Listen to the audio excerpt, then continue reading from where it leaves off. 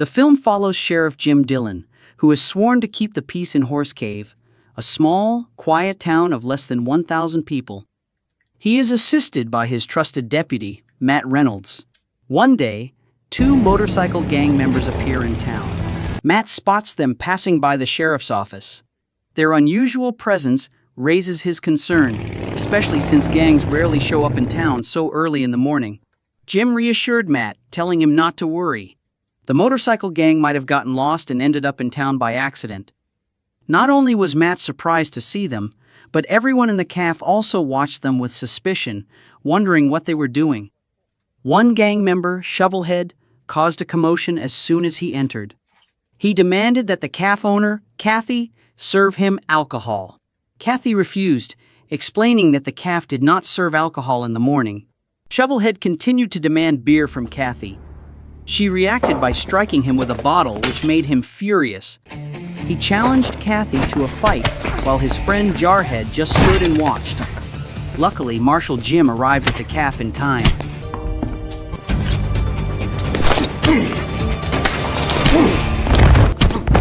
He quickly stopped the fight, subdued Shovelhead, and took him to the police station. Jim only arrested Shovelhead while Jarhead was released. At the police station, Jim suspected the motorcycle gang was planning something sinister in town. He ordered Deputy Matt to take Shovelhead to the larger city station while he stayed behind to protect the town. Jim's suspicion proved correct. After Matt drove away, the rest of the gang entered town. Shovelhead had been a decoy to weaken the town's defenses. With minimal protection, the gang members destroyed the power substation, plunging the entire town into darkness. Jim was at Kathy's caf, distracted by flirting with her. Only when the power went out did he realize something was wrong. He rushed back to the police station to check the situation. Meanwhile, Matt was on his way to the neighboring town when he spotted someone lying by the road. He stepped out of his car without suspicion and approached, thinking the person was injured. But it was a trap. The man was a member of the motorcycle gang. As Matt got close, he stood up and aimed a gun at him. Matt became a hostage of the gang. But that was not the only trap. The gang gathered across the street. A patrol officer spotted a speeding truck. When the officer chased it and ordered the driver out, some gang members snuck up from behind and shot him dead. One of them, Bob, disguised himself as a police officer, took the body, and stole the patrol car. Meanwhile, Jim returned to his office to contact other police stations. But the gang had jammed the phone signal, making it impossible for him to call for help. By this time, Horse Cave was cut off from the outside world. Jim heard motorcycles approaching the police station and rushed out to check. He saw the gang had entered the town. Seeing his opponents, Jim tried to figure out their purpose, but his worry made him unaware that Jarhead was aiming a gun at him from behind. Finally, Jim realized the gang planned to rob the town's bank. Their leader, Diablo, was a local, so he knew every corner of the town. Diablo knew Jim well and understood what the sheriff could and couldn't do. This allowed him to plan the bank robbery smoothly. He assigned one of his men as the bank teller after the gang removed all the bank staff. Diablo ordered the manager to help open the safe. They led the gang to the safe, opened it, and took all the money. The bank robbery was successful. Diablo then sent some of his men to take the bank employees and townspeople to a church, where they were held. Jim and Matt were not told about the church. When they arrived, Diablo ordered them to stay, clearly wanting to speak directly to Jim and Matt. Diablo and his gang didn't just want to rob the bank. They knew a casino would be sending millions of dollars there, and they wanted the money. They planned to ambush the armored truck. The two guards escorting the truck didn't know the bank was being robbed, as Diablo had cut off communication between the town and the outside world. While the gang waited, they were suddenly fired upon with rifles. The shooter was a townsman, an old man with exceptional marksmanship. He killed gang members one by one, forcing the rest to take cover. Amid the chaos, Jim and Matt used the opportunity to escape the scene. Unfortunately, they didn't notice a woman nearby. Terrified, she tried to flee, but was captured by Diablo, who threatened to shoot her if the old man didn't show himself. When the old man saw the woman, he realized she was his wife. He stepped forward and begged Diablo to spare her, but Diablo shot him dead. The woman then became useful to Diablo, who used her to threaten Jim and Matt as they hid. Diablo threatened to kill the woman if Jim and Matt didn't surrender. Deputy Matt tried to buy time by setting off the alarm at the store where they were hiding, but this angered Diablo, and he prepared to shoot her. Realizing they couldn't fight directly, Jim had set a trap inside the store. He and Matt exited through the back as some gang members approached the building. Jim detonated the bomb when the store opened. After the explosion, Jim and Matt split up to better monitor the enemy's movements.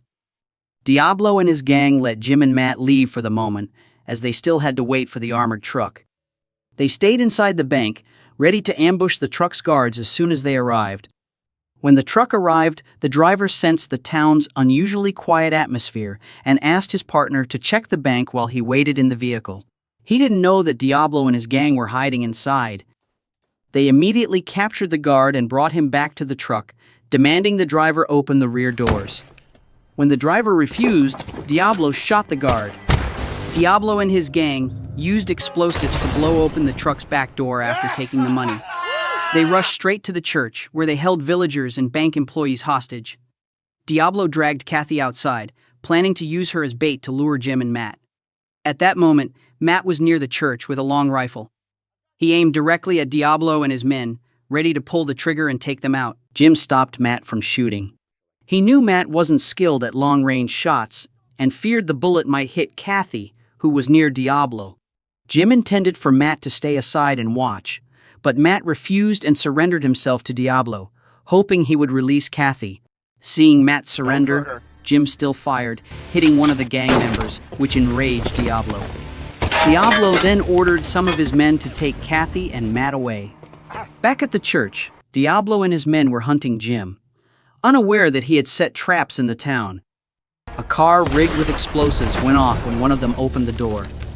Inside the church, Kathy told Matt about a radio in one of the rooms that could be used to call reinforcements from other police stations. Matt agreed to try. While Diablo's men were on alert, Matt quickly snuck into the room to use the radio. The radio worked, and Matt called for reinforcements. While he was calling for help, Kathy stayed at the front of the church. She noticed one of Diablo's men was careless, so she attacked and took his gun.